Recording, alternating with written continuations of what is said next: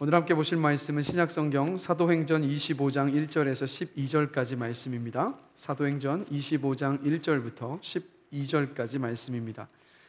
제가 가진 성경으로 신약성경 231페이지에 있습니다. 사도행전 25장 1절부터 12절까지 말씀 함께 보시겠습니다. 교독하면서 읽겠습니다. 제가 먼저 읽습니다. 베스도가 부임한 지 3일 후에 가이사랴에서 예루살렘으로 올라가니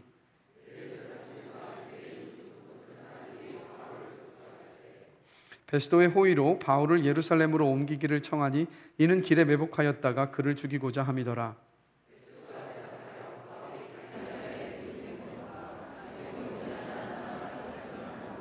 또 이르되 너희 중 유력한 자들은 나와 함께 내려가서 그 사람에게 만일 옳지 아니한 일이 있거든 고발하라 하니라.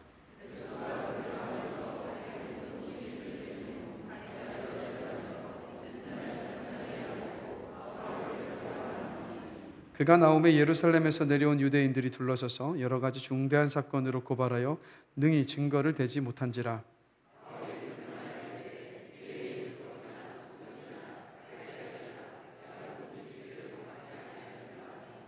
베스도가 유대인의 마음을 얻고자 하여 바울더러 묻되 내가 예루살렘에 올라가서 이 사건에 대하여 내 앞에서 신문을 받으려느냐.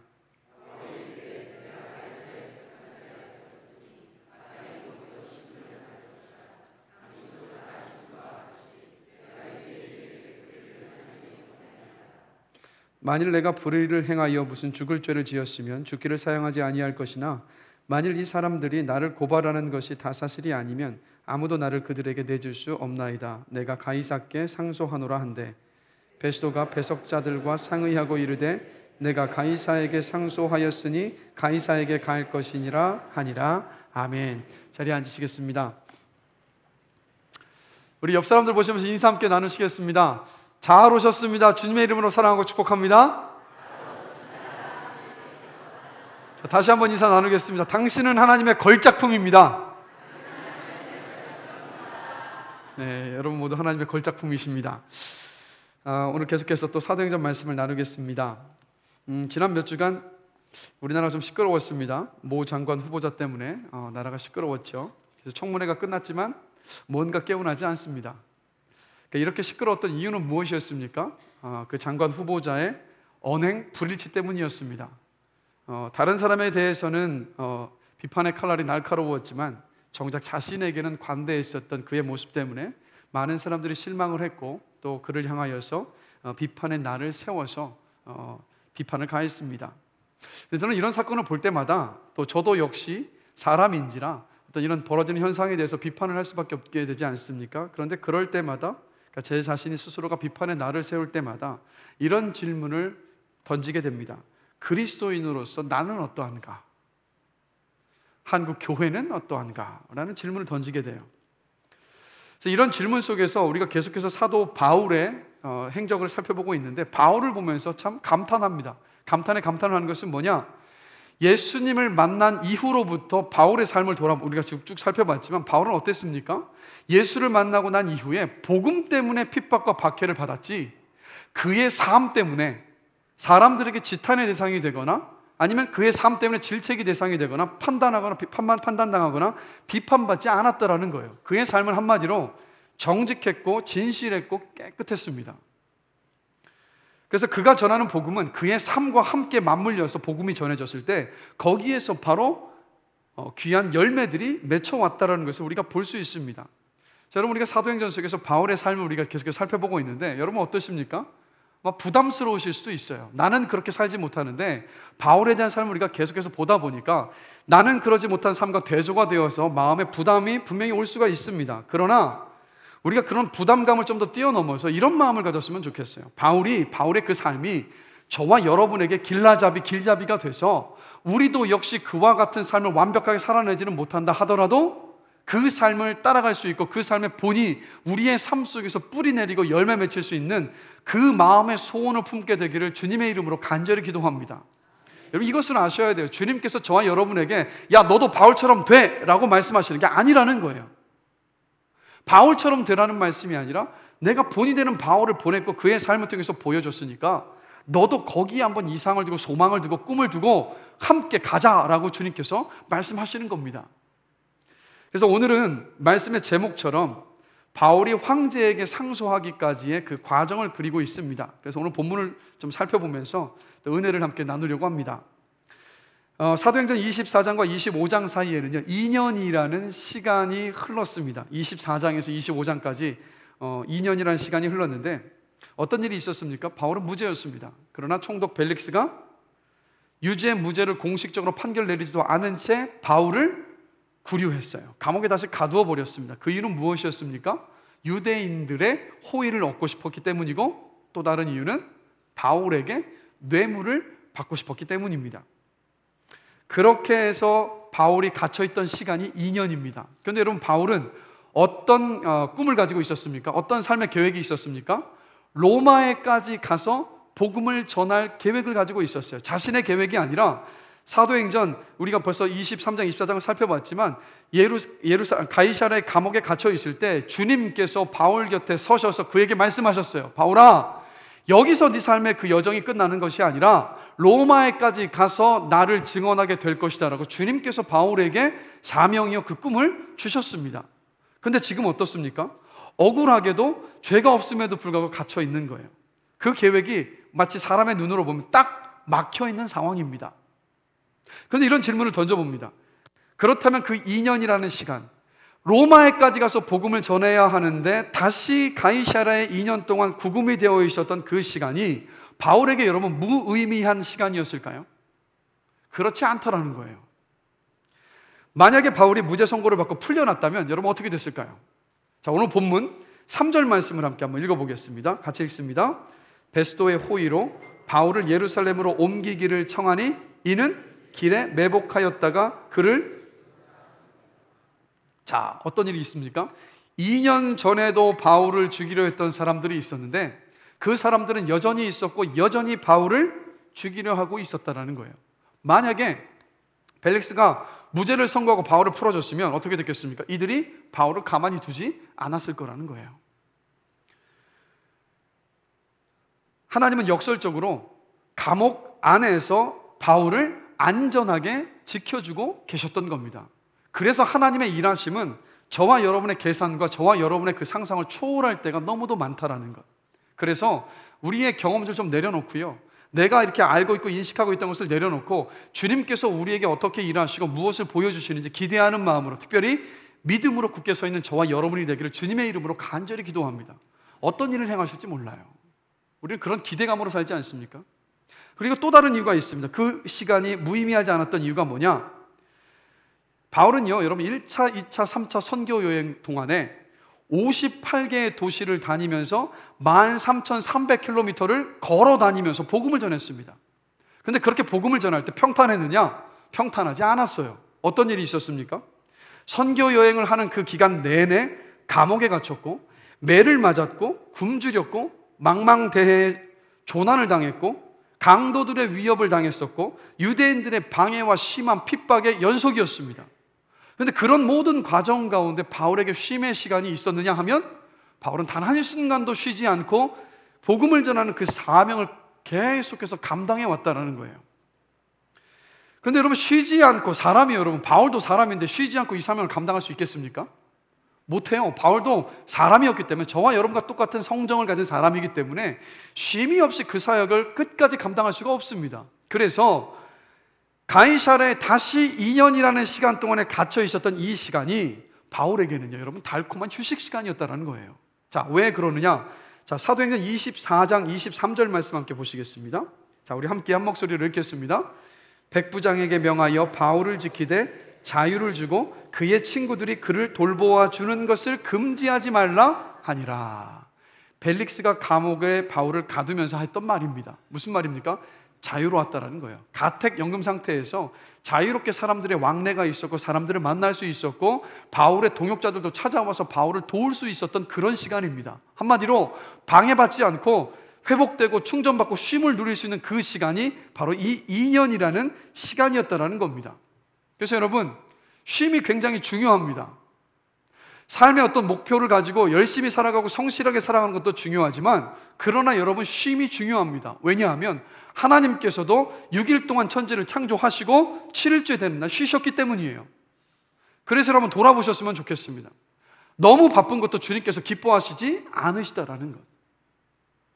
그래서 여러분의 삶을 점검해 보시면서 쉼이 없이 뭔가 앞만 보고 달려가고 계시다면 멈추어 서셔서 쉬는 시간, 쉼의 시간, 안식의 시간을 갖는 여러분이 되시기를 주님의 이름으로 권면합니다.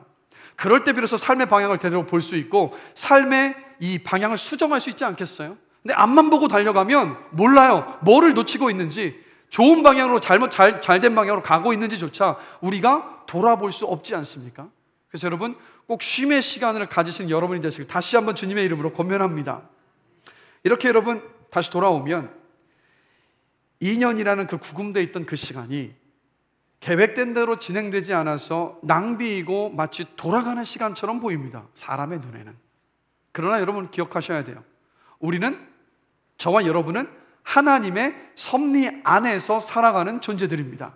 그 말은 뭐냐? 우리의 눈으로 바라보여서 그것이 둘러가는 길인 것처럼 보이는 그 순간조차도 하나님의 섭리 안에 있기 때문에 그 시간은 둘러가는 시간이 아닌 줄로 믿습니다. 그래서 요즘 말로 하면 이렇게 표현할 수 있을 것 같아요. 곡선이라 쓰고 직선이라 읽는다. 우리 눈에는 곡선처럼 보이지만 하나님께서 보실 때 그 길은 곡선이 아니라 우리에게 가장 최적의 길, 가장 안전한 길, 가장 선한 길로 우리 하나님께서 이끄심을 믿습니다. 그래서 여러분 그 믿음으로 삶을 해석하시고 그 믿음으로 살아가신 여러분이 되시길 주님의 이름으로 축복합니다. 그게 바로 믿음의 사람들의 삶이라는 거죠. 기대가 되지 않으십니까? 이 표현이 너무 좋은 것 같아요. 곡선이라 쓰고 직선이라 읽는다. 혹시 멈춰 선 것처럼 보이는 시간 속에 계십니까? 기억하십시오. 멈춰 선 시간이 아니라 또 다른 도약과 또 다른 발걸음을 떼기 위해서 하나님께서 여러분을 충전시키시고 준비시키시는 그런 시간인 줄로 믿습니다. 여러분 이렇게 바울을 풀어주지 않고 가던 벨릭스는요, 유대 지역의 여러 소동을 해결하지 못해서 오늘 본문 속에서 당시 로마 황제는 누구였냐면 여러분이 너무도 잘 아시는 네로였습니다. 그래서 네로가 이 전임 베스토 총독 전에 그 벨릭스를 소환했어요. 유대 지역의 분란들을 제대로 잘 다스리지 못했기 때문입니다. 그래서 그 뒤를 이어서 부임한 로마 총독이 바로 오늘 본문 속의 베스도입니다. 그래서 베스도는 총독으로 부임하자마자 총독 관저는 가이사랴에 있었습니다. 가이사랴에서 예루살렘까지는 약 100km 정도가 떨어져 있었는데 총독으로 부임하자마자 그가 한 일은 예루살렘을 찾아가서 이 유대의 지도자들을 만나는 것이었습니다. 그래서 기록하고 있는데 우리 1절부터 5절까지 말씀을 우리 함께 한 목소리로 읽겠습니다. 베스도가 부임한 지 3일 후에 가이사랴에서 예루살렘으로 올라가니 대제사장들과 유대인 중 높은 사람들이 바울을 고소할세 베스도의 호의로 바울을 예루살렘으로 옮기기를 청하니 이는 길에 매복하였다가 그를 죽이고자 함이더라. 베스도가 대답하여 바울이 가이사랴에 구류된 것과 자기도 멀지 않아 떠나갈 것을 말하고 또 이르되 너희 중 유력한 자들은 나와 함께 내려가서 그 사람에게 만일 옳지 아니한 일이 있거든 고발하라 하니라. 자, 새 총독을 처음 접견한 자리였는데 이 대제사장 무리들은 뭘 하고 있습니까? 지금 무리한 요구를 하고 있는 거예요. 무죄인 바울을 다시 자신들의 그 사내들인 법정에 세워달라고 지금 요청하고 있는 겁니다. 그 이유는 뭐였습니까? 정당한 재판을 다시 한번 하기 위해서가 아니라 바울이 가이사랴에서 법정까지 예루살렘까지 올라오는 그 길에 그 길목에서 바울을 암살하기 위해서 이런 부탁을 하고 있는 거예요. 베스도가 이것을 알았는지 몰랐는지는 모르지만 분명한 것은 하나님의 은혜가 분명해요. 베스도가 뭐라고 얘기합니까? 그들의 요청을 정중하게 거절합니다. 그러면서 뭐라고 말합니까? 5절에서 바울을 고발하고 싶으면 내가 있는 가이사랴에 와서 내가 주재한 법정에서 바울을 너희가 고발하라고 이야기를 합니다. 그러자 이 대제사장 무리가 이렇게 반응을 하죠. 자, 6절과 7절 말씀 함께 읽겠습니다. 베스도가 그들 가운데에서 8일 혹은 10일을 지낸 후 가이사랴로 내려가서 이튿날 재판자리에 앉고 바울을 데려오라 명하니 그가 나오매 예루살렘에서 내려온 유대인들이 둘러서서 여러 가지 중대한 사건으로 고발하되 능히 증거를 대지 못한지라. 자, 어떻게 했습니까? 베스도의 권면대로 다시 가이사랴로 그들이 내려왔어요. 그런데 사도행전 24장에서 벨릭스 총독 앞에서 재판을 했던 것과 베스도 총독 앞에서 재판을 할 때 차이점이 있습니다. 혹시 발견하셨습니까? 어떤 차이점이 있을까요? 변호사를 대동하지 않았어요.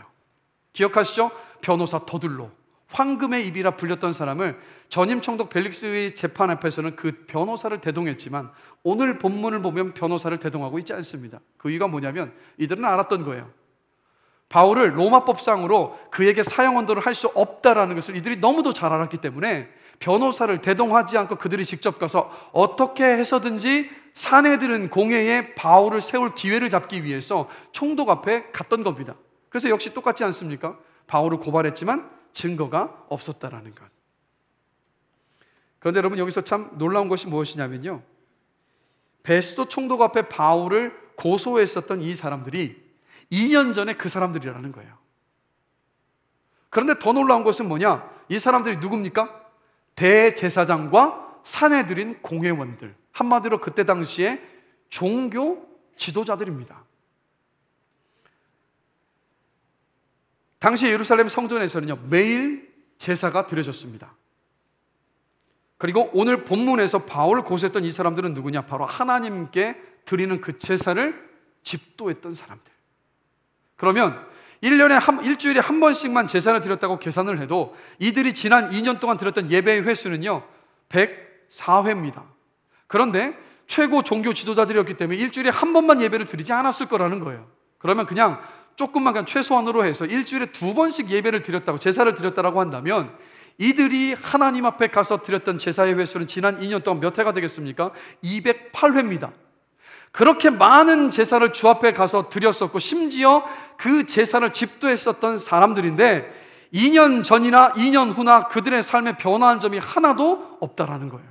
하나님 앞에 제사를 드렸음에도 불구하고 이들의 삶은 전혀 변화가 없었어요. 2년 전처럼 여전히 죄 없는 바울을 고발했고 바울을 죽이려고 했습니다.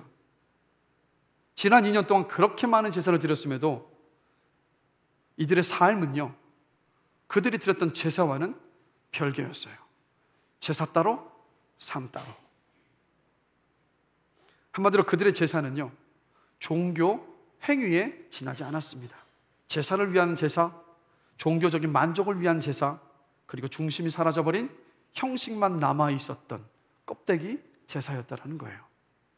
그런데 여러분, 이 사람들이 드렸던 이 제사가 오늘날의 예배입니다. 우리가 본문의 대제사장들처럼 지난 2년 동안요, 최소 104회 이상의 예배를 드렸습니다. 그 예배를 통해서 그렇다면 저와 여러분의 삶 가운데는 어떤 열매가, 어떤 변화가 맺혀지고 있나요? 2년 전에 미워하던 사람을 여전히 지금도 미워하고 있고 2년 전에 불의한 삶의 방식을 여전히 고수하고 있고 2년 전처럼 내 목적과 내 뜻을 위해서라면 누군가를 해치고 해롭게 하는 것조차도 거리낌이 없이 하고 있다면, 그렇다면 여러분, 저와 여러분의 예배도요 이들과 똑같은 예배였다라는 거예요. 바로 종교적인 습관에 지나지 않는 예배. 우리를 한번 정직하게 돌아보기를 원합니다. 이 예배 시간이 어떤 시간입니까? 살아계신 하나님을 만나는 시간이에요. 하나님을 만난 삶을 한번 보십시오. 성경 속에 하나님을 대면하고 하나님을 만났던 사람들의 삶은 어떠했습니까? 그들의 삶에는요 변화가 동반될 수밖에 없었어요. 왜냐하면 주님을 만났고 빛 대신 주님 앞에 자신의 삶을 비추고 나니까 내 죄와 허물들을 자복할 수밖에 없었고, 그래서 주님을 따라서 살아갈 수밖에 없었던 놀라운 삶의 변화와 열매들이 성경 속에 주님을 만난 사람들에게 동일하게 일어나고 있는 모습을 우리가 보고 있지 않습니까? 그렇다면 우리도 하나님을 만나고 있는 자리에 있어요. 그런데 하나님을 만났음에도 불구하고 우리가 우리의 삶 속에서 어떤 열매를 보고 있지 못하다고 한다면 우리의 예배도 역시 껍데기만 남은 예배, 형식만 남아있는 예배가 될 가능성이 너무도 높다는 거예요. 우리가 우리 자신을 한번 정직하게 돌아볼 수 있기를 원합니다. 지금 여러분 우리 생명의 삶 큐티 책을 보시면 우리 어떤 말씀을 묵상 본문이 어떤 말씀입니까? 성경에 레위기입니다. 레위기는 어떤 내용을 기록하고 있는 성경입니까? 바로 제사의 규례를 기록한 것이 바로 레위기입니다. 자, 레위기 1장을 보면 하나님께 드렸었던 제사들 가운데서 가장 기본이 되는 제사가 나오고 있어요. 어떤 제사일까요? 바로 번제입니다. 레위기 1장에 번제가 나오죠. 그래서 구약의 제사는요 지금의 예배와는 다릅니다. 그러나 이것을 기억하셔야 돼요. 그 제사의 정신만큼은 오늘날의 예배에도 그대로 이어지고 있다는 것. 그렇다면 번제를 어떻게 드렸는지 그 예배자의 모습 속에서, 그 제사자의 모습 속에서 우리가 어떠한 태도와 어떠한 자세와 어떤 마음으로 주 앞에 예배를 드려야 하는지를 우리가 점검해 볼 수 있습니다. 먼저 여러분, 번제를 보면 제사를 드리는 사람은 흠없는 제물을 주님 앞에 바쳐야 했습니다. 그 말은 뭐겠습니까? 제사자가 제물로 바칠 소가 되었던 송아지가 되었던 염소가 되었던 그것을 가지고 오기 전에 집 안에서 꼼꼼히 준비한 거예요. 흠이 하나라도 없어야 됐기 때문에 꼼꼼히 다 살펴봤다는 겁니다. 자, 무슨 말입니까? 주 앞에 나와서 제사를 드리기 전에는 준비하는 마음으로 나왔다는 거예요. 질문을 드릴게요. 예배도 똑같습니다. 어떠한 마음으로 이 자리에 오셨습니까? 준비하는 마음으로 오셨습니까? 아니면 시간이 되었기 때문에 그냥 준비되지 않은 마음으로 허겁지겁 헐레벌떡 이 예배당에 오셨습니까? 중요한 것은, 주님께서 원하시는 것은 여러분, 우리의 몸이 이곳에 와 있는 것, 그것을 원하시는 것이 아니라 우리의 마음을 원하신다는 것. 그래서 예배를 오실 때마다 혹시 형식적으로 오셨다면 다시 한번 점검하시고 준비하는 마음으로 이 자리에 오시는 저와 여러분이 되기를 주님의 이름으로 간절히 기도합니다. 그래서 찬양하기 전에 먼저 오셔서 미리 기도로 준비하시는 거예요. 헌금을 준비하실 때도 헌금 시간이 되니까 그때서야 비로소 주머니와 지갑을 찾지 마시고 먼저 준비하셔서 이 자리에 오셔서 주 앞에 진실하게 예배할 수 있는 저와 여러분이 되기를 주님의 이름으로 간절히 기도합니다. 그 예배를 주님께서 기뻐하신다는 거예요. 그리고 두 번째로, 번제를 드리는 그 제사자는요, 제물을 가지고 성막 안에 들어오면, 성전 안에 오면 제물의 머리에 손을 얹고 안수 기도를 했습니다. 어떤 안수 기도였느냐? 하나님 아버지, 내가 이번 한 주간을 살아오면서 내 삶 가운데서 이런 죄를 지었습니다. 이 죄를 고백하고 회개하며 이 죄를 이 주님께 드리는 제물에 안수하며 전가합니다. 이 제물을 기쁘게 받으시고 저의 죄를 용서하여 주시옵소서라는 고백이 바로 제사자가 제물 위에 손을 얹고 안수하는 거였어요. 그래서 여러분, 우리가 주 앞에 예배를 드리러 온 이 자리에서 우리가 가장 먼저 해야 될 것이 무엇인지 아십니까? 바로 주 앞에 한 주간의 죄를 회개하는 것. 그러나 기억하십시오. 우리는 죄 사함을 받기 위한 회개가 아니라는 것. 이미 우리는 예수 그리스도의 십자가의 은혜 때문에 죄 사함을 받은 줄로 믿습니다. 하나님께서 우리를 의인으로 삼고 계신 줄로 믿습니다. 그렇기 때문에 우리가 와서 드리는 이 회개는 죄로 인하여서 하나님께서 주실 그 은혜를 가로막히지 않기 위하여서 십자가의 보혈의 피를 의지하면서 하나님 아버지 죄를 용서하여 주시고 오늘 드리는 이 예배를 통해서 한량없는 그 은혜가 주의 말씀을 통해서, 찬양을 통해서, 이 예배를 통해서 나에게 부어지기를 원합니다라는 바로 그 기대의 고백이고 그 감사의 고백이라는 겁니다. 그래서 예배 자리에 오셨을 때마다 항상 회개함으로 그 예배를 드리시는 저와 여러분이 되기를 주님의 이름으로 간절히 기도합니다. 그리고 세 번째로, 번제를 드리는 그 제사장은요, 직접 자기가 가져온 제물을 죽였습니다. 상상이 되십니까? 칼로 먼저 목에 동맥을 끊어서 먼저 죽였다고요. 그럼 어떻게 되겠습니까? 피가 솟구쳐 올랐을 거예요. 제사를 드리는 사람의 옷이 피범벅이 됐습니다. 근데 그걸로 끝나는 것이 아니라 가죽을 자신이 벗겨야 됐고 모든 살코기를 다 각을 떠서 제단 위에 올려야 했습니다. 그리고 심지어 내장도 다 가른 다음에 내장을 깨끗하게 다 씻어내야 했어요. 피범벅이 되고 오물 냄새로 진동을 했을 겁니다. 그러나 한번 생각해 보십시오. 그 제물을 바치면서 이 예배자가, 이 제사자가 어떤 생각을 가졌겠습니까? 하나님, 나의 죄 때문에 죄 없는 이 제물이 이렇게 죽습니다. 저의 죄를 용서하시고 제가 다시는 똑같은 죄를 주 앞에 지지 않겠습니다라고 주 앞에 고백하며 결단하는 시간이었다는 거예요. 분명히 여러분, 제사를 드리고 돌아가는 제사장의 옷은요, 피투성이었을 겁니다. 비린내와 악취가 진동했을 겁니다. 그러나 그 사람의 영혼만큼은 어땠을까요? 기쁨과 감사로 충만했을 거라는 거예요. 그렇다면 여러분, 이 주일 예배 시간은요, 찬양팀과 성가대 찬양을 감상하는 시간이 아닙니다. 그래서 예배 보러 왔다라는 표현은 맞지 않아요. 목사가 전하는 메시지를 감상하는 시간도 아닙니다. 이 시간은 어떤 시간입니까? 여러분 각자 한 사람 한 사람들이 예배자로 하나님 앞에 섰어요. 예배자로 하나님 앞에 서서 하나님께 여러분들이 찬양하는 시간이고, 여러분들이 회개함으로 기도하는 시간이고, 여러분들이 목회자를 통해서 전해지는 메시지 앞에서 그 말씀을 여러분에게 전해주시는 하나님의 말씀으로 받으면서 여러분의 삶을 점검하시고 그 말씀에 비추어서 하나님 앞에 다시 한번 순종을 결단하는 시간이 이 예배의 시간인 줄로 믿습니다. 그게 바로 예배 시간이라는 거예요. 그래서 제발 말씀을 들으실 때마다 이런 생각을 갖지 마셔야 돼요. 아, 이 말씀을 우리 남편이 들어야 하는데, 이 말씀은 우리 아들이 들어야 하는 말씀인데, 이 말씀은 어떤 누구누구 성도님이 들어야 하는 말씀인데, 아니에요, 여러분. 이 시간은요, 하나님께서 부족한 목회자를 통하여서 여러분에게 말씀하시는 시간입니다. 여러분에게 말씀하시는 그 말씀 앞에서 겸손한 마음으로 말씀을 받고 다시 한번 내 삶을 회개하고 결단하는 시간이 바로 오늘 이 예배 시간이에요.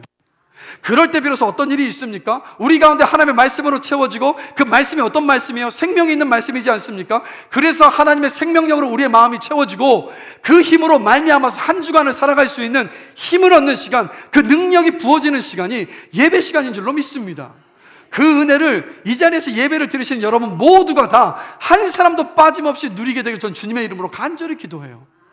그래서 저 문을 열고 나가는 그 시간이, 무거운 짐을 지고 이 예배 시간에 왔다면 예배를 마치고 문을 열고 돌아가는 그 시간만큼은 구약시대 번제 제사를 드렸던 제사장들처럼 그 마음만큼은 기뻐하며 감사하며 돌아가서 한 주를 살아낼 수 있어, 그래 주의 은혜로 나는 이겨낼 수 있어라는 그 믿음으로 돌아갈 수 있는 복된 예배 시간이 되기를 주님의 이름으로 간절히 축원합니다.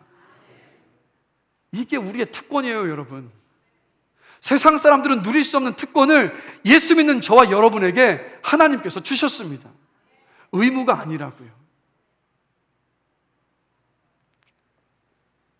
그래서 예배는요, 번제에서 번제물의 각을 떠서 하나님께 바쳤던 것처럼 우리의 마음의 각을 떠서 주님께 드리는 순종과 자기 부인의 시간입니다. 그래서 저는요, 저와 여러분이 예배 전문가가 되지 않았으면 좋겠어요. 막 순서를 너무 잘 알아서 자동으로, 그래 일어나는 시간이지, 이제 앉아야지, 앉기도 전에 목사님이 앉으라고 할 건데 그럼 말이 떠나서 다 앉고 그 다음에 이제 말씀이 나오겠지, 이런 전문가가 아니라 조금 부족하다 하더라도, 기도가 조금 잘 안 된다 하더라도 우리의 마음이 순전하게 진심으로 주 앞에 예배드릴 수 있게 되기를 주님의 이름으로 간절히 기도합니다. 주님은 그 마음을 기쁘게 보신다고요. 그런데 여러분, 더 중요한 것이 있습니다. 주일의 이 예배가 주일만의 예배로만 끝나서는 안 된다는 거예요. 본문의 대제사장들과 이 무리들은, 대제사장의 무리들은요, 그들이 드렸던 안식일의 제사와 제사가 안식일이 끝나고 난 다음에 그들의 주중의 삶은요, 따로따로였습니다. 따로 국밥이었어요. 별개였다라는 거예요.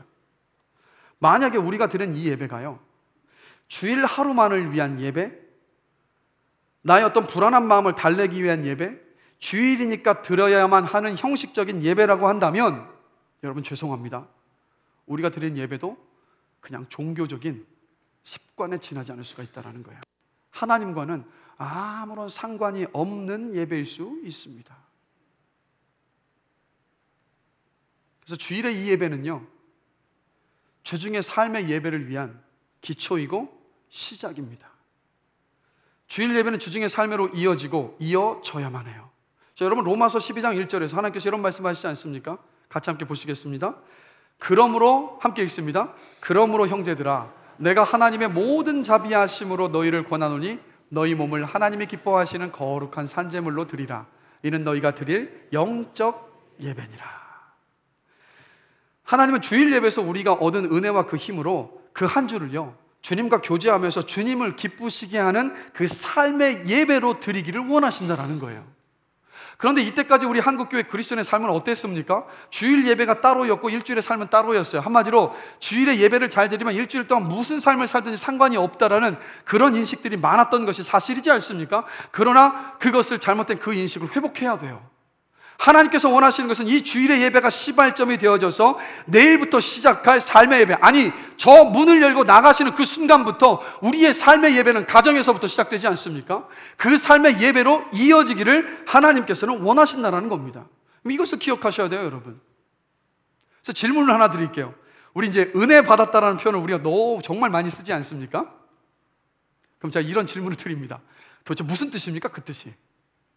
나 은혜 받았습니다. 그 뜻이 어떤 뜻입니까? 어떤 의미로 사용하고 계십니까?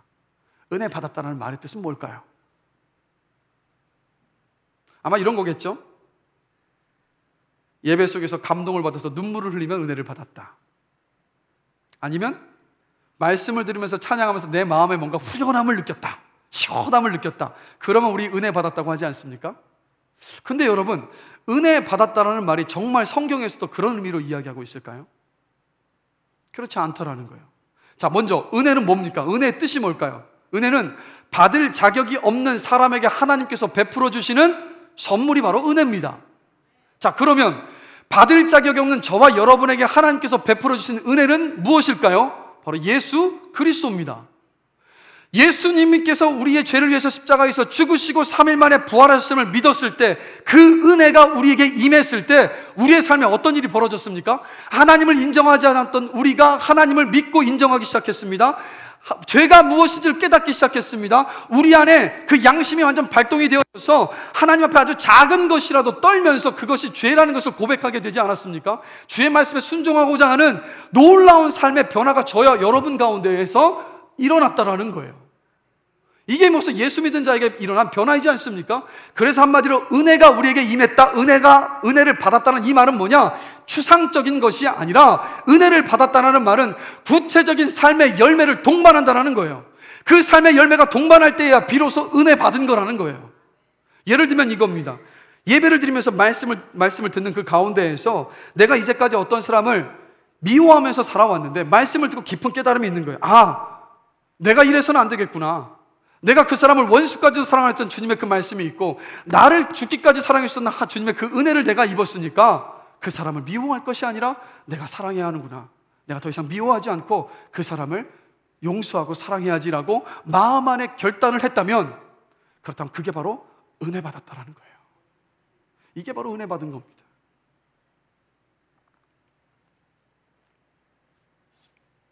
그래서 은혜 받았다는 말은 우리가 처음 예수 그리스도라는 그 은혜를 받았을 때와 똑같이 우리의 삶에 구체적으로 드러납니다. 그래서 제가 간절히 원하는 것은요, 저도 그렇고 여러분도 그렇고 우리 매주 주일마다, 금요일마다, 또 수요 예배 때마다, 새벽 기도 때마다 우리 예배를 드리지 않습니까? 그 예배 속에서 오늘 함께 말씀을 나누었었던 이 은혜가 저와 여러분의 가운데 부어지기를 주님의 이름으로 간절히 기도합니다. 진짜 은혜 받은 사람이 되길 원해요. 그래서 예배를 마치고 저 문을 열고 예배당을 나가는 그 순간, 말씀을 들으시면서 하셨던 결단과 또 기도를 하시면서 또 주님 앞에 약속드렸던 모든 것들이 마치 수증기처럼 허공으로 사라져버리는 것이 아니라 그것들을 기억하시면서 주중의 삶에서 구체적인 실천과 순종으로 이어지는 삶의 예배자들이 되시길 주님의 이름으로 축복합니다. 그 사람의 인생에 주님께서 베풀어 주시는 또 다른 은혜 위에 은혜가 있다는 것을 기억하십시오. 마지막으로요, 이 삶의 예배 연장으로서 주님께서 우리에게 주신 그 사명을 좀 생각해 보려 합니다. 자, 우리 9절 말씀 함께 읽겠습니다. 베스도가 유대인의 마음을 얻고자 하여 바울더러 묻되, 내가 예루살렘에 올라가서 이 사건에 대하여 내 앞에서 신문을 받으려느냐. 무슨 말입니까? 유대인들에게 호의를 얻어내기 위해서 베스도도 다시 바울에게 얘기하는 거예요. 나랑 같이 올라가자, 예루살렘으로. 내가 그 사내들인 공회에 배석할 테니까 걱정하지 말고 그곳에 가서 재판을 다시 한번 받자라고 하는 겁니다. 자, 이 베스도 총독의 권유에 바울이 어떻게 답합니까? 우리 10절과 11절 말씀 함께 읽겠습니다. 바울이 이르되, 내가 가이사의 재판자리 앞에 섰으니 마땅히 거기서 신문을 받을 것이라. 당신도 잘 아시는 바와 같이 내가 유대인들에게 불의를 행한 일이 없나이다. 만일 내가 불의를 행하여 무슨 죽을 죄를 지었으면 죽기를 사양하지 아니할 것이나, 만일 이 사람들이 나를 고발하는 것이 다 사실이 아니면 아무도 나를 그들에게 내줄 수 없나이다. 내가 가이사께 상소하노라 한대. 자, 바울의 말은 어떤 말입니까? 나는 로마법을 어긴 적도 없고 유대의 법도 어긴 적도 없고 성전을 더럽힌 적도 없습니다. 나는 깨끗합니다. 뭐 군더더기가 없어요. 왜 그렇습니까? 실제 그런 죄를 짓지 않았기 때문입니다.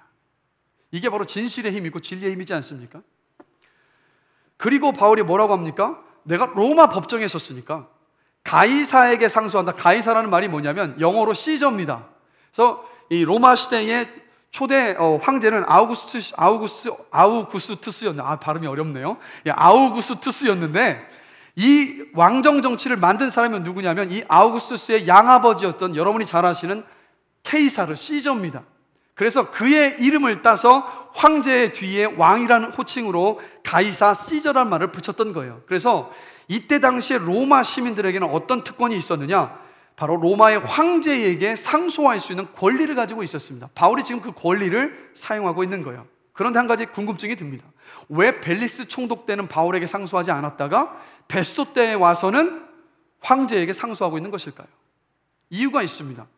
벨릭스 총독 시절에 바울은요, 벨릭스가 자신이 무죄임을 인정했다는 것을 알았어요. 그래서 비록 다시 2년 동안 구금에 나왔지만 언젠가는 이 벨릭스가 내가 무죄라는 것을 인정했기 때문에 풀어줄 것이라고 생각했습니다. 그래서 때와 타이밍이 되면 내가 풀려날 것이라고 생각하면서 그 안에서 기다리고 있었던 거예요. 그런데 갑자기 어떤 일이 벌어집니까? 벨릭스가 로마 총독으로서 자신의 소임을 잘 감당하지 못해서 네로 황제에게 소환을 당하면서 새로운 총독인 베스토가 부임을 한 거예요. 그런데 지금 오늘 본문에서 봤지만 상황이 어떻게 흘러갑니까? 바울에게 또다시 안 좋은 방향으로 흘러가고 있지 않습니까?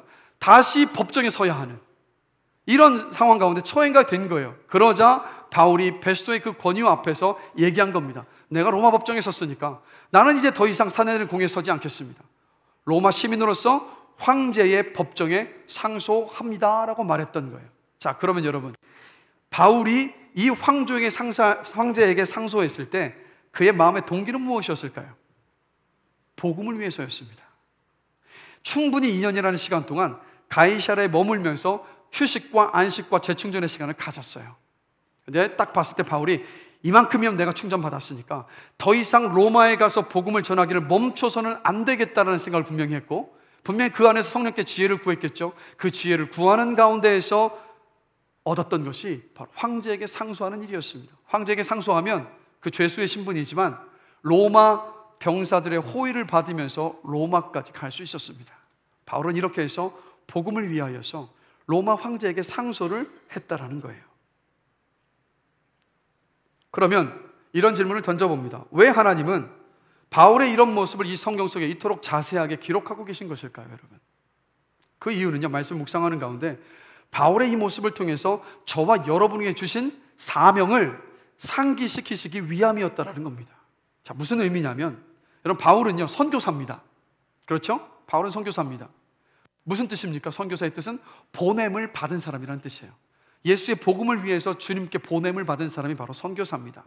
그런데 여러분, 저와 여러분들의 선교사 하면 뭘 먼저 떠올립니까? 바울과 같이 특별히 선교사로 부름받은 사람이 선교사요, 해외에 나가서 복음을 전하는 사람을 선교사로 생각하고 있지 않습니까? 다들 그렇지 않으십니까? 그러다 보니까 선교사 하면 나하고는 좀 동떨어진 어떤 이야기로 생각을 해요. 그렇게 심각하고 중요하게 생각하지는 않습니다. 그러나 여러분, 말씀도 그렇게 이야기하고 있을까요? 자, 말씀을 보면 마가복음 16장 15절 말씀, 우리 한 목소리 한번 읽겠습니다. 너희는 온 천하에 다니며 만민에게 복음을 전파하라. 이 말씀 예수님께서 누구에게 하신 말씀일까요? 제자들에게 하신 말씀입니다. 그럼 또 질문 드릴게요. 저와 여러분 예수님의 제자입니까? 아닙니까? 제자입니다. 그러면 저 말씀, 조금 전에 띄워졌던 그 말씀은 저와 여러분들을 향한 말씀이기도 합니다. 그 말은 뭐냐? 바울만, 예수님의 12제자만 주님께 보냄을 받은 선교사로 부름을 받은 것이 아니라 저와 여러분들도 주님께 보냄을 받은 선교사라는 말이에요. 또 이어서 말씀 보겠습니다. 요한복음 20장 21절입니다. 같이 함께 읽겠습니다.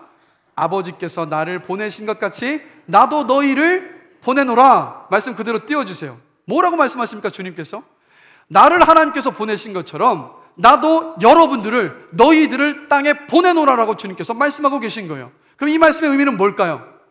어떤 특정 지역에 가는 것만이 선교사가 아니라 여러분이 있는 그 자리에서, 여러분이 있는 그 자리가 선교지요, 여러분들은 그 자리에서 선교사라는 것을 주님께서 말씀하고 계시다라는 거예요. 그래서 여러분은 기억하십시오. 여러분은 하나님께 보냄을 받은, 주님께 보냄을 받은 여러분은 선교사입니다. 어떤 선교사냐? 여러분은 가정 선교사예요. 여러분은 일터 선교사입니다. 여러분은 학교 선교사입니다. 캠퍼스 선교사라는 거예요. 여러분을 통하여서 하나님은 예수가 전해지기를 원하셨고 여러분은 그 하나님께 보냄을 받은 선교사라는 것을 여러분 기억하셔야 합니다. 그래서 선교사는 해외에 나가는 그분들만 선교사가 아니라 우리 모두가 다 선교사라는 거예요. 자, 옆 사람을 보시면서 여러분 이걸 기억하셔야 돼요. 저와 여러분을 선교사라고 부르셨다고 하니까 마음이 부담되시죠? 부담 많이 되실 거예요. 아니, 저 목사님 오늘은 나보고 또 선교사라고 하니까 이것도 마음 부담돼서 어떻게, 이런 마음을 가지실 수도 있는데, 그러나 이렇게 생각하셔야 돼요. 저와 여러분들 같이 연약하고 부족한 사람들을 주님께서 선교사로 보내셨다는 것은요, 주님이 우리를 믿고 계시다는 거 아니겠어요? 우리를 믿고 계시다고요. 자, 옆 사람을 보시면서 이렇게 축복합시다. 축복하며 격려하는 겁니다. 우리는 선교사입니다. 자, 좀 더 구체적으로, 우리는 가정 선교사입니다. 우리는 일터 선교사입니다. 우리는 캠퍼스 선교사입니다.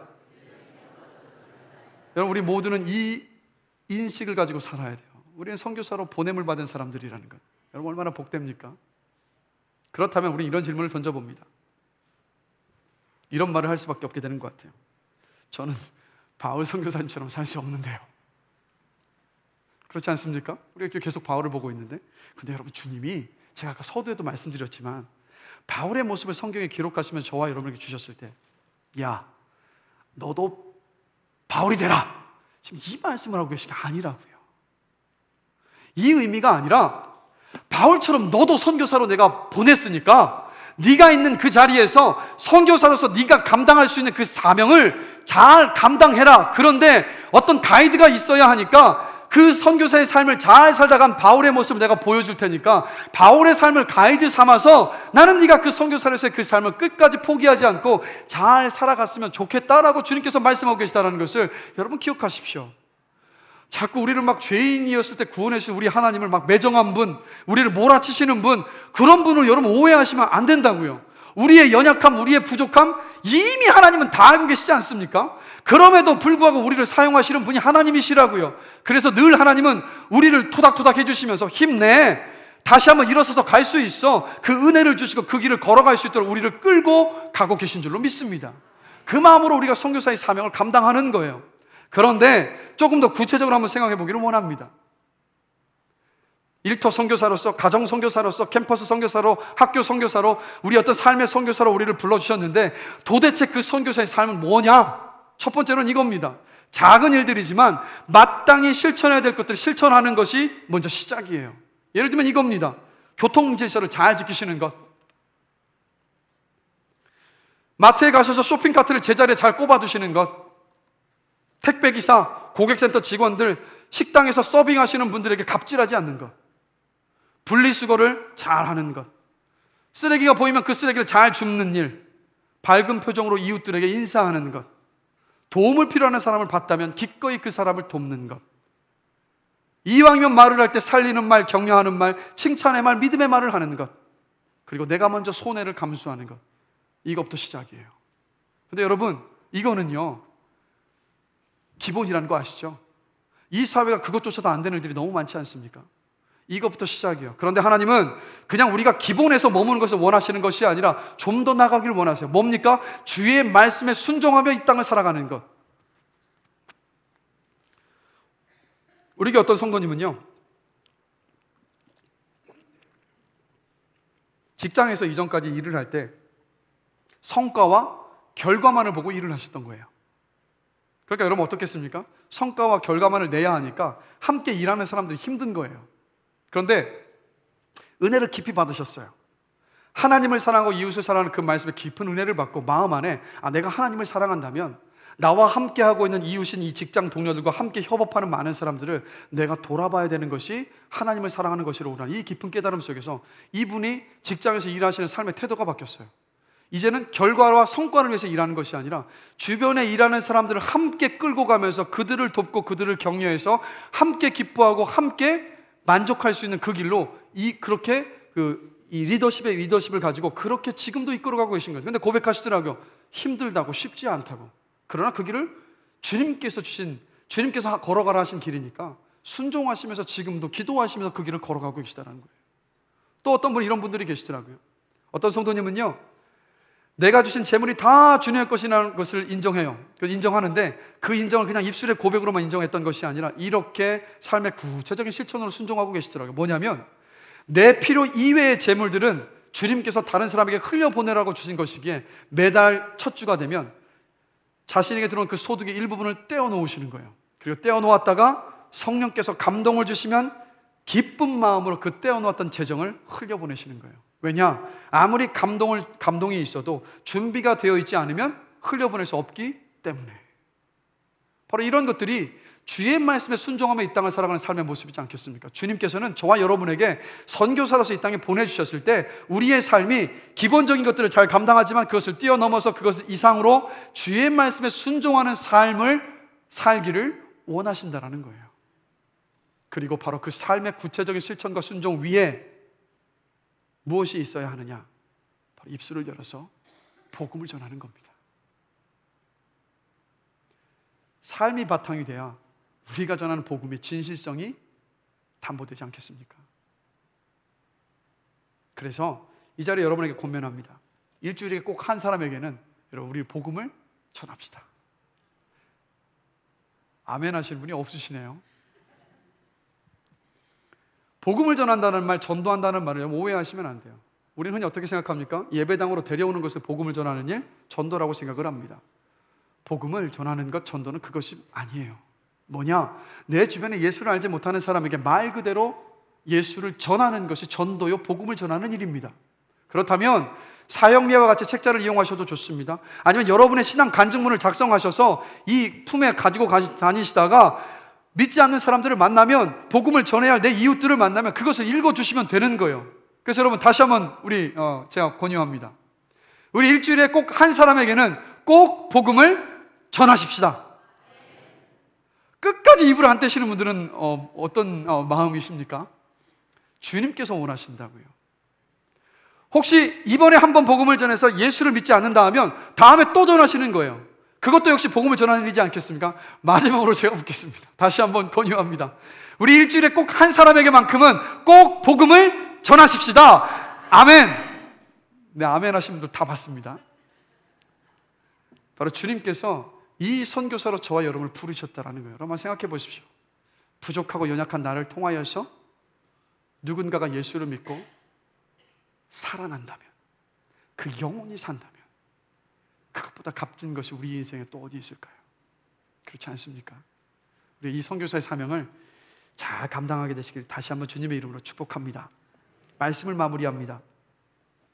주일에 우리가 모여서 드리는 이 예배는 한 주의 첫 시작이 되어서 들은 말씀을 기억하며 순종을 결단하고 실천하는 한 주간의 삶의 예배로 이어져야만 합니다.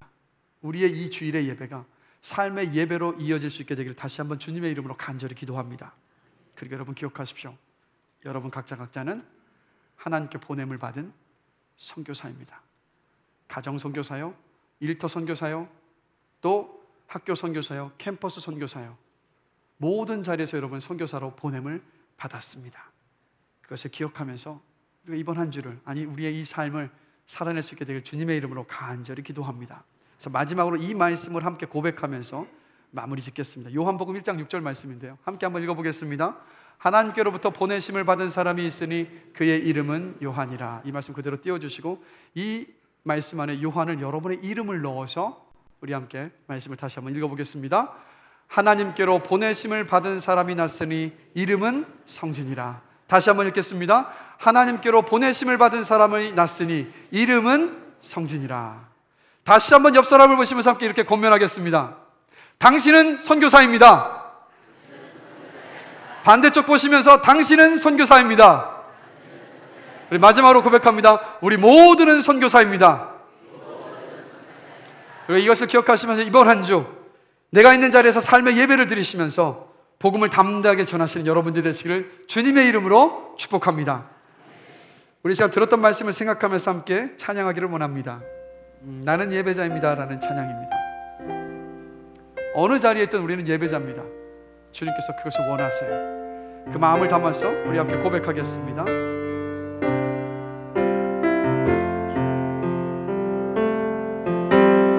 나는 하나님을 예배하는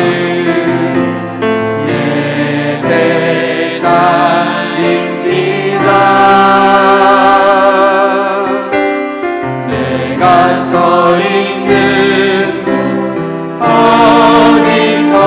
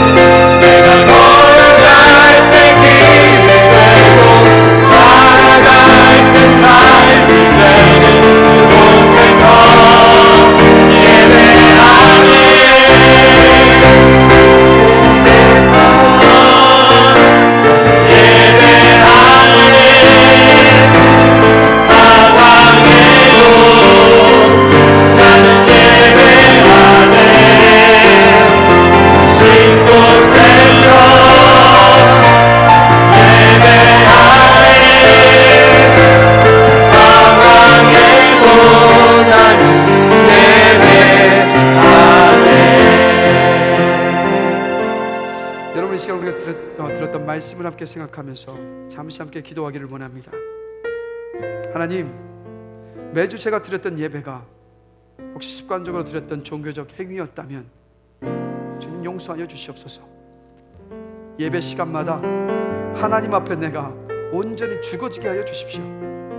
그리하여서 하나님의 말씀으로, 하나님의 사랑으로, 하나님의 능력으로 채워지게 하여 주십시오. 그래서 주일의 예배가 삶의 예배로 이어지기를 원합니다. 그리고 내가 있는 자리에서 선교사임을 기억하겠습니다. 나를 선교사로 불러주시고 보내주신 것 감사합니다. 선교사로서의 삶의 본이 되고 내 입술을 열어서 복음을 전하겠습니다. 내 삶의 모든 예배를 주님 기쁘게 받아 주시옵소서라고 우리 들었던 말씀을 생각하며 결단하며 주 앞에 기도함으로 나아가시겠습니다. 다 같이 기도하겠습니다. 사랑과 내가 만드신 하나님 아버지, 주 앞에 드렸던 우리 예배를 다시 한번 점검하며 돌아봅니다. 혹시 습관적으로 드렸던 종교적인 행위였다면 용서하여 주십시오. 예배 시간마다 하나님의 말씀 앞에, 하나님 앞에 내가 온전히 죽어지기를 원합니다. 하나님의 말씀으로, 하나님의 사랑으로, 하나님의 능력으로 채워지게 하여 주십시오. 그래서 주일의 예배가 삶의 예배로 이어지기를 원합니다. 삶 속에서 구체적인 실천과 순종을 통하여서 내 삶의 모든 것들이 주 앞에 예배로 올려지게 하여 주시고 주님께서 기쁘게 받아주시기를 원합니다. 그리고 내가 있는 자리에서 나는 선교사임을 기억하겠습니다. 주님, 나같이 경력한 자를, 나같이 부족한 자를 보내받은 선교사로 불러주시길 감사합니다. 복음의 통로를 사용해 주시길 감사합니다. 하나님, 선교사로서의 그 삶을, 선교사로서 나의 삶이 돈이 되는 삶이 되기를 원하고 삶의 예배가 되어지기를 원하며 복음의 통로로 그 입술을 열어서 복음을 전하는 선교사의 그 사명을 끝까지 감당하겠습니다. 주님, 우리가 내 나를 붙잡아 주시고 나를 이끌어 주시옵소서. 감사합니다. 주님께서 이름으로 기도드렸습니다.